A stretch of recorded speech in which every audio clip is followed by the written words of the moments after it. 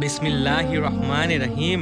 হযরত জারি রাদিয়াল্লাহু আনহু থেকে বর্ণিত, তিনি বললেন, রাসূলুল্লাহ সাল্লাল্লাহু আলাইহি ওয়াসাল্লাম বললেন, তুমি কি জুলখালাসাকে নিশ্চিহ্ন করে আমাকে চিন্তামুক্ত করবে? সেটা ছিল একটা মূর্তি। লোকেরা এর পূজা করত। সেটাকে বলা হতো ইয়ামানি কাবা। আমি বললাম, ইয়া রাসূলুল্লাহ, আমি ঘোড়ার উপরে স্থির থাকতে পারি না। তখন তিনি আমার বুকে জোরে একটা থাবা মারলেন এবং বললেন, ইয়া আল্লাহ, আপনি তাকে স্থির রাখুন এবং তাকে হিদায়তকারী ও হিদায়তপ্রাপ্ত বানিয়ে দিন। তখন আমি আমার ওই গোত্রের অহমাসের 50 জন যোদ্ধা সহ বের হলাম। সুফিয়ান রহমতুল্লাহ আলাই বলেছেন, আমি আমার গোত্রের একদল যোদ্ধার মধ্যে গেলাম। তারপর আমি সেই মূর্তিটির নিকট গিয়ে তাকে জ্বালিয়ে ফেললাম।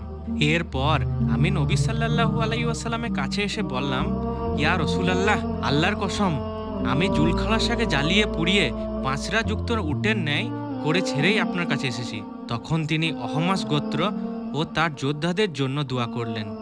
বুখারী শরীফ।